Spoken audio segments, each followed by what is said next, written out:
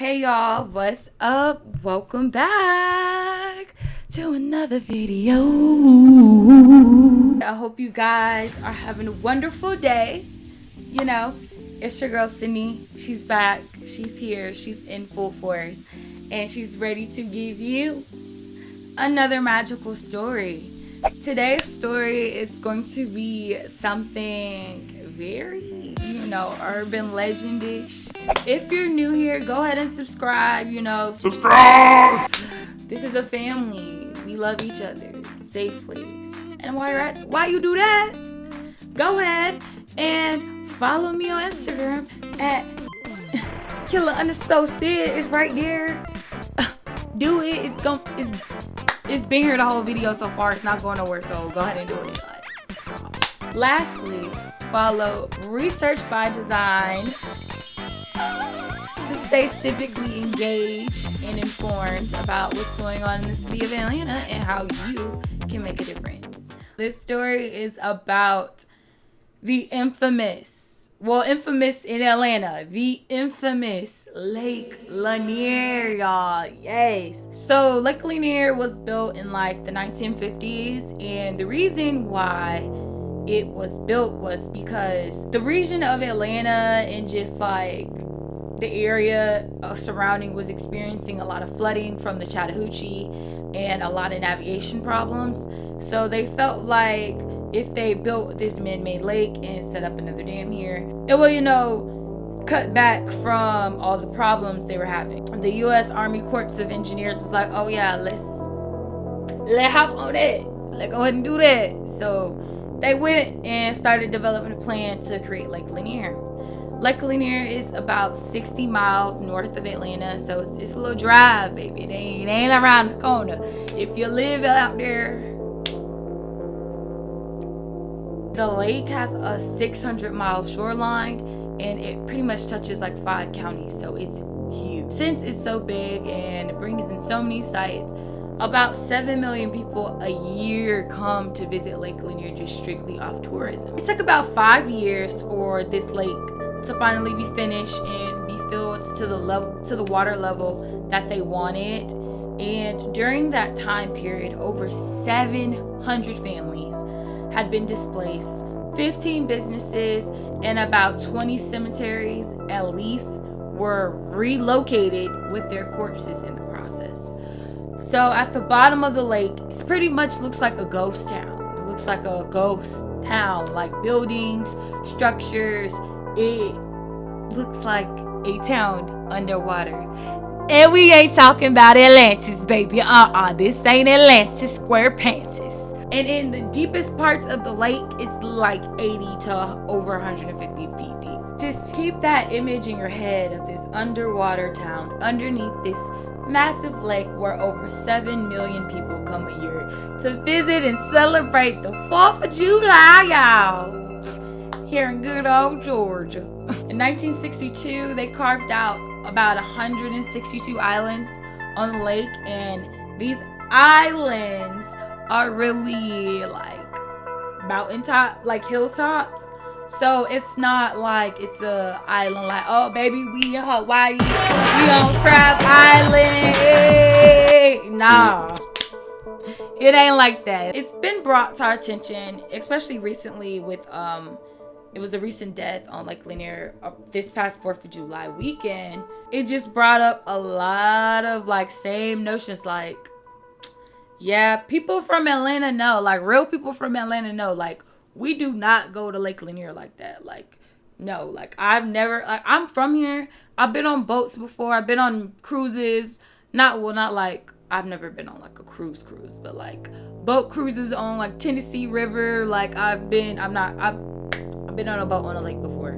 Just not that lake, baby. Just not that one, okay? Because I know better. What Maya Angelou say? When you know better, you do better. And baby, I know. You don't got to tell me twice. And that's on that, period. Okay? And goodbye. Period. And I mean it. And goodbye. In a recent article released by Newsweek, several grave sites have been reported to have been submerged underneath the lake during this whole process of them filling it with water. So That's disrespectful first, and then that's nasty. Like, you can't leave people's bodies just floating in the lake like that. That's just crazy. And at a grand total, over almost 700 people have died in that lake. The actual number is around 675, and not all those bodies, mind you, have been recovered. But keep in mind, the infrastructure that is underneath the lake that does not make it ideal to swim in. Because say if there's like a tree, freaking building, you fall in the lake, you gonna get caught in it if you have a life jacket on or not. The mayor at the time when all this was going on, when all this was like really starting to get underway, was William B. Hartsfield. Of course, what Hartsfield, part of the name of Hartsfield Jackson Airport came from. He was a very, very vocal supporter in the creation of Lake Lanier, and he was also aiding in that project with Senator Richard B. Russell. You knew like this guy was down for anything like Lanier because he had already backed a lot of hydroelectric projects that were going on in the area already. Good old Herman Talmadge, y'all. He co-signed on this with this group after his election in 1948. If you guys don't know, Herman Talmadge is just, all the Talmadges are very racist. They're racist. They're known racist, and they've been very, very vocal about their dislike for black people. That's racist! Very Jim Crow people. One of the counties that touches Lake Lanier is Forsyth County. Baby, I've never been to, well, I had been to Forsyth County, probably driving through on the way to go on a road trip, but I've never sat there and been like, I'm gonna go to Forsyth, because that's just a part of Georgia where it's known that there are racists and really avid, they hate black people, and they have lynched black people within the last 50 years. Like, they've literally put out a statement saying, don't let us catch you out here when the sun go down and the street lights turn on, pretty much, if you're black. So this history and strong sense of racism and foundation of racism in Forsyth County started in 1912 with the death of this 18-year-old girl named Mae Crow. She was raped and murdered near the community of Oscarville, which was located near the modern day shoreline of Lake Lanier. At the time of that attack and murder, several black men were accused and charged of this crime, even though there was zero evidence, like zero evidence that they were ever involved in it, like at all. Like, they literally just snatched people off the street out their homes and was like, you did it. They started accusing those black men of killing this white young girl. The angry white mob went through the town, destroying property, attacking black people, all the way to the jail cell where one of the falsely accused people was being held at, and snatched him out of his cell and lynched him in the middle of the town, in the city square, for everyone to see. They went on a rampage and lynched about 2 other people 2 miles from the city courthouse, and threatened every other black person. At the time, there was way more black people that lived there, but they threatened all the black people there, scared them to death, said if you don't get out, we will kill you and your house. We will burn everybody in here. Every black person will be dead. So they burned black churches to the ground, everything, and then slowly but surely, black people were so frightened in the area that they just abandoned their properties and left. Like, they left and tried to kind of start a new life somewhere else, and then try to come back and get their belongings. But what I'm about to tell you, you about to be like, what the freak? When those properties were beginning to be abandoned and people were leaving, do you think they were able to get their money for selling their property? You think those black people got money for selling their homes before they left? No. Their property was given away to other white families, and just, when the government came into the communities around Lake Lanier where they were going to dig out, they offered those people their money for being displaced. You know, they offered them reparations and severance money or whatever for them to move and relocate, while the true owners, who were black people, didn't get a dime. They were ran out of town. So even though the new people there had been living there, yeah, but like that's still technically not even their property to begin with. And on top of that, a lot of the black people living there had private cemeteries and things of that nature that were not even thought of during this whole process of bringing Lake Lanier to the area. The water that is where Lake Lanier is now today is submerging all the homes, all the property, all the belongings of those people who kind of lost their property and didn't have a voice. All the black people who were rushed and bum rushed out of Forsyth County, didn't have a say in anything going on when Lake Lanier, or received any money from the government when Lake Lanier came in. All their stuff was lost. All their family cemeteries lost.